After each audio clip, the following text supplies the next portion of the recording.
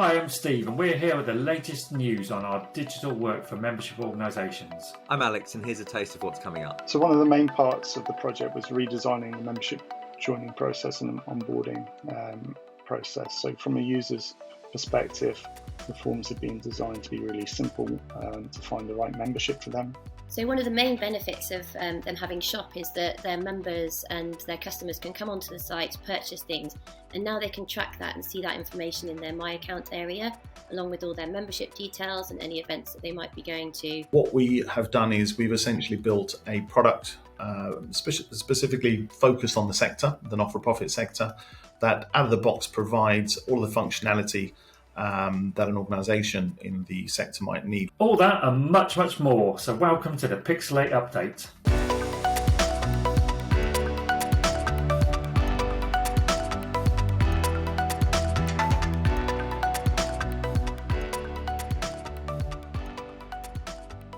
So let's kick off with the headlines this month. Our clients are celebrating some recent website launches, and they're going to transform the way that they deliver services and engage with members. So first up, we've got the Home Care Association, which is a ready membership build. They used to be called the UK HCA, so they've also had a rebrand as part of this project. And we're going to be talking later with Luke and Jess about the project to learn more. So next up, we've got Euralarm. This is a ready membership project. It's for a trade association. Highlights really for them include things like groups and also a new members area. As well as using the CRM to manage the subscriptions for the organisation. Next, here's some news about what our clients have been up to. So the Federation of Master Builders have recently celebrated their 80th anniversary, so congratulations for that. And the Twins Trust have welcomed their new CEO. They've enjoyed some really great levels of engagement this year, across social, email, and also I know calls to their helpline. So here's to building on that success. This month, we welcome Georgia. Georgia has joined us as a Senior Product Delivery Manager, and she brings with her a wealth of experience. So we're really excited to have Georgia as part of the team. And then finally, you'll be able to see us on the 7th of October at Memex 2021, the MemberWise event. So come and meet us on the stand. Next, we're going to talk about our work for a membership organisation that not only had a change of website, but also a new brand identity and indeed name.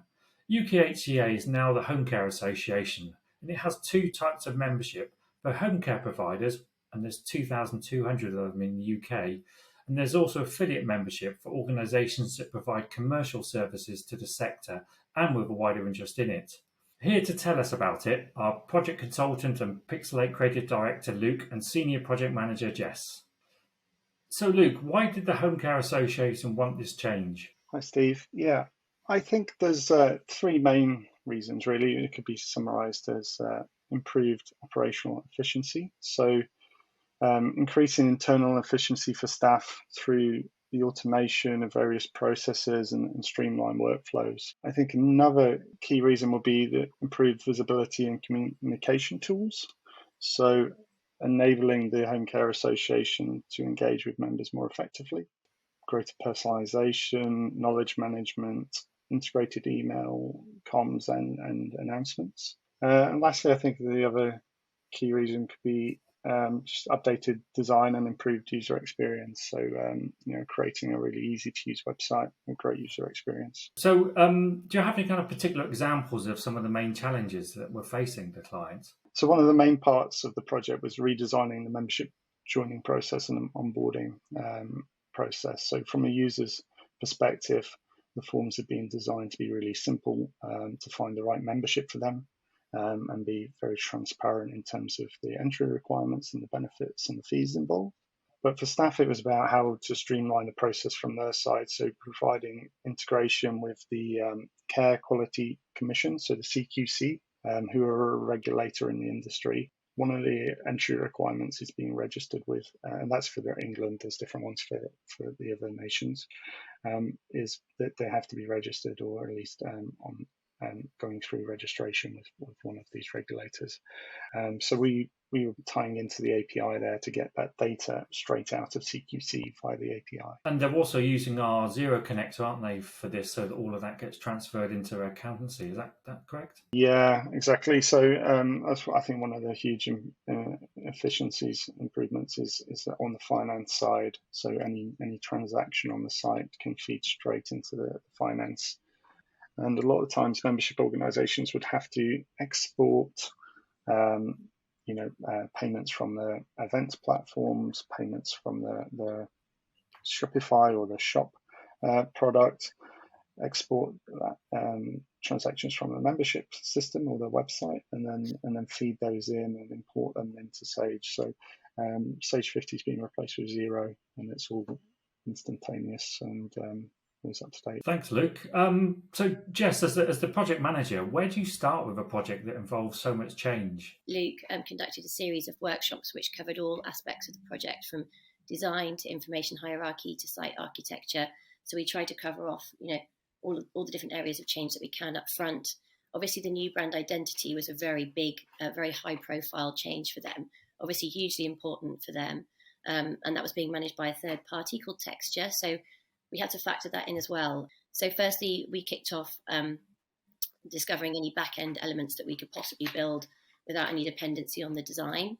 And then secondly, myself and the project manager at the Home Care Association, we made provision time-wise and budget-wise to make sure that we could move forward with work-in-progress assets, and that we'd have the time and the budget later on in the process to potentially update those if something had shifted in terms of the brand later on. Were there any other logistical challenges that you had to face, kind of things like data migration?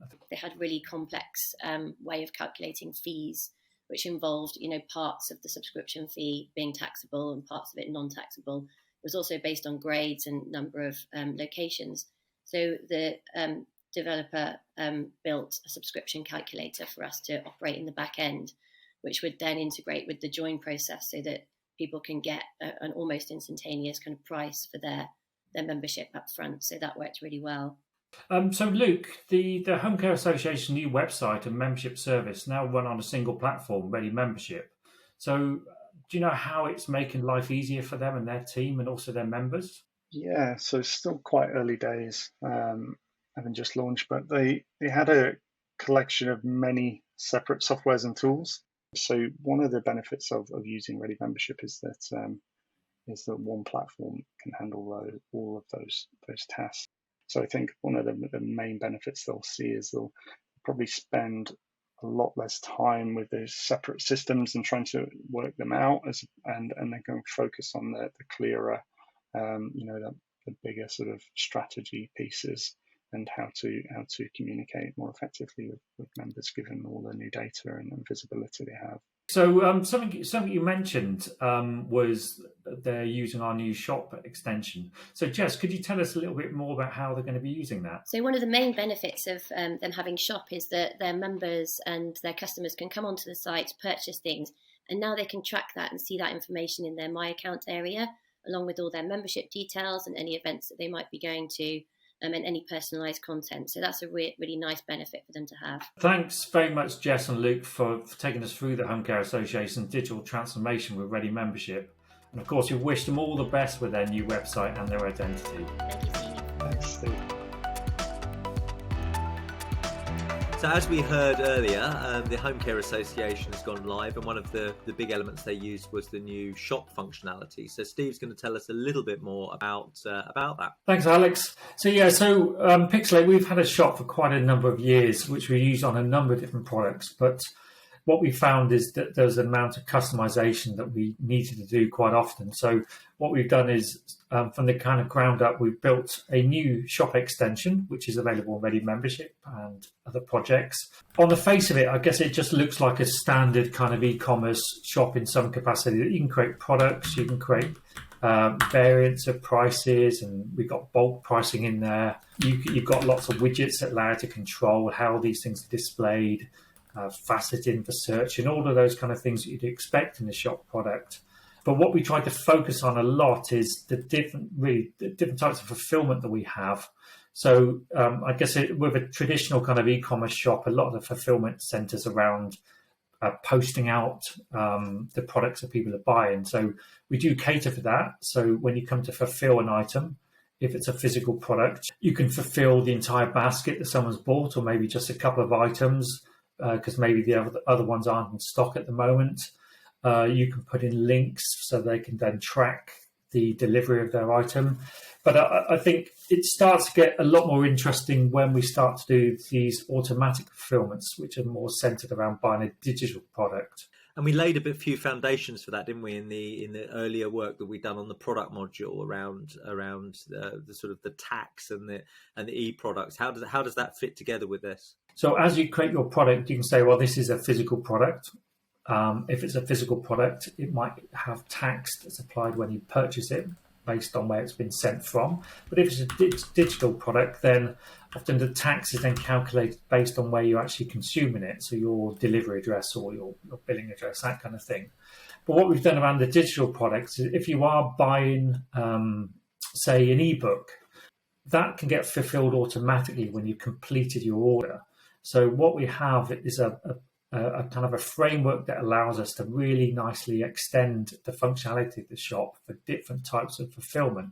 So if it's an ebook, then maybe as part of the fulfillment of that, you get sent an attachment of a PDF file, or you could get sent a link that you then click on to look at that file.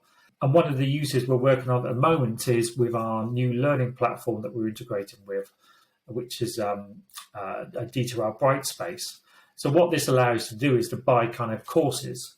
And once you then purchase your course, or give you a pack of courses, a pack of modules, within a course, is when you then complete your fulfillment of that, it then through the API gives you access to those courses, and then it sends you a specific email that you can then click on and then complete those courses all in one nice, smooth workflow. It's interesting that actually once you have a functionality like this with sort of custom fulfillment types, that it starts promoting other conversations, because we're already having conversations with other clients around things like DRM. So I want to be able to buy this publication, but I want to buy a license to use this publication only for a set period of time. So it means that the fulfillment doesn't, as you say, need to just be physical products. It can be, putting somebody in a course for e-learning, or also some of the DRM rights management stuff around delivering you an asset that you can only use for a particular point in time.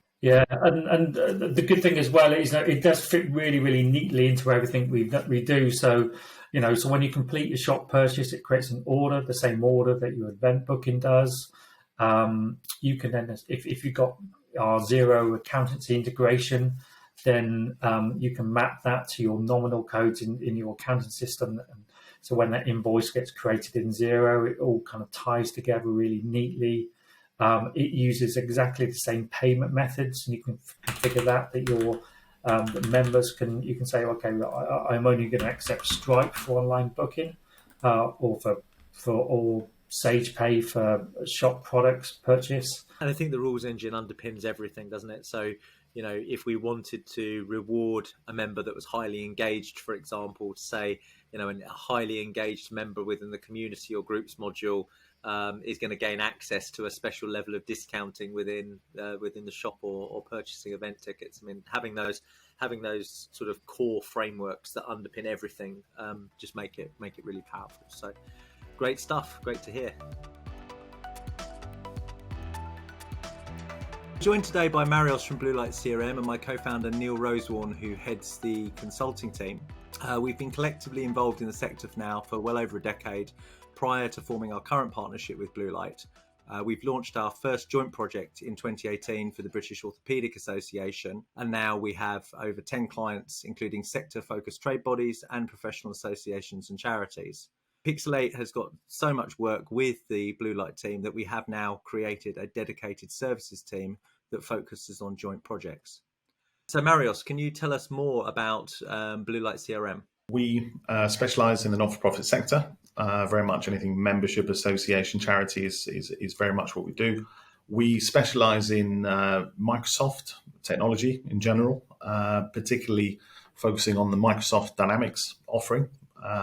So what we have done is we've essentially built a product specifically focused on the sector, the not-for-profit sector, that out of the box provides all of the functionality that an organisation in the sector might need, whether it's around membership, events, education, finance, communications and marketing, engagement, whatever that might look like. What capabilities does our partnership bring, and why do we work well together? Often in an agency that kind of provides web and CRM, often it's that because they're web experts and they provide a bit of CRM, or they're CRM experts and they provide a bit of web. But I think what we bring to it is two very experienced, very focused specialists, sort of a best in class from CRM and web.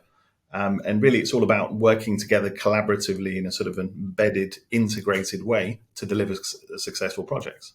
What do you think, Neil? Yeah, we've been working for the last 3 years to essentially build a product around, an enterprise content management solution that integrates seamlessly into an enterprise CRM solution. So,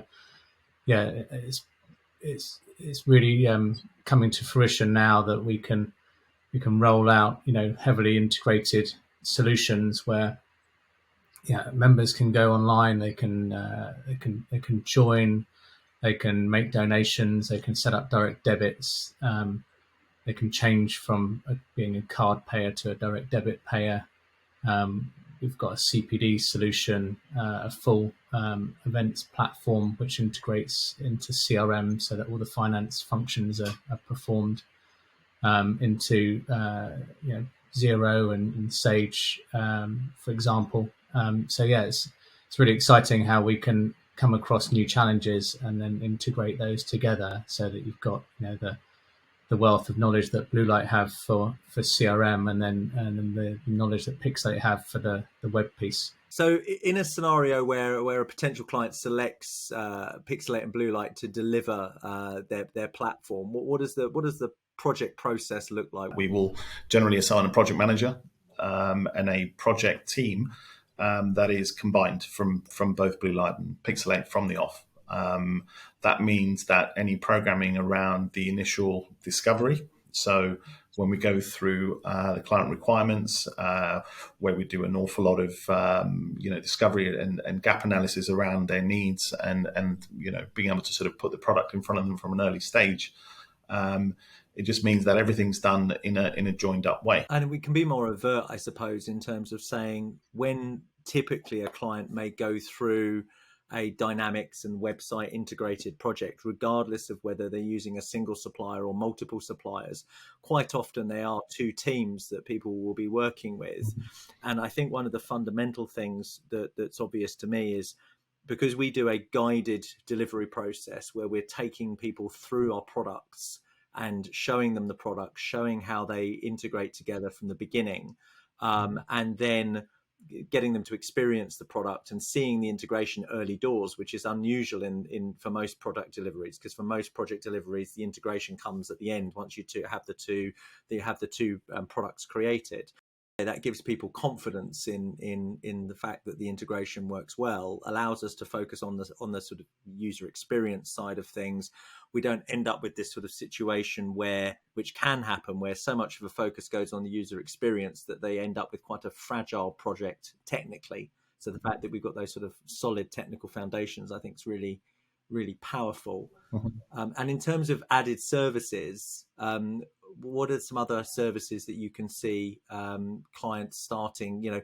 Once everything just works, where do clients want to take their platforms? What are the other services that they're asking for? In project and post-project services around sort of data ownership and stewardship, but also around user adoption, something that an awful lot of the time is pushed onto the client themselves, but we very much like to be part of that and to be able to guide them through some best practice around that through the project, but also out at the other end, essentially. It seems to me that the sort of productized element of our offering is pretty key in terms of our ability to stand up a project and then work with potential clients around the sort of gap analysis of what our product set collectively achieves. But what might the future of the product look like, and how would that product offering extend, and what capabilities might we have in the future? I think after the number of projects that we've done, we're constantly adding, whether it's from the CRM or the web. And I think the product teams, the delivery teams, pretty much across the organization, we work very, very tightly together. So we can anticipate what's happening on either the web or the CRM side. So often as something is added to the CRM or the web, it's almost immediately integrated and added to the other side. So in that sense, I think the products are very, very closely aligned and sort of fully featured across all areas. But not just in the product, but I think obviously in the services element, we're constantly adding to that. So, for example, we've always offered sort of data analysis, data migration services, and we are now able to sort of extend that through to the web to kind of give a full 360 view of a member journey, a customer journey. So we're able to really bring together the whole piece around data to provide some of those really valuable insights to the organisation we work with. Thanks very much to Neil and Marios for joining me today. Really excited for the future of both the product and our joint offering.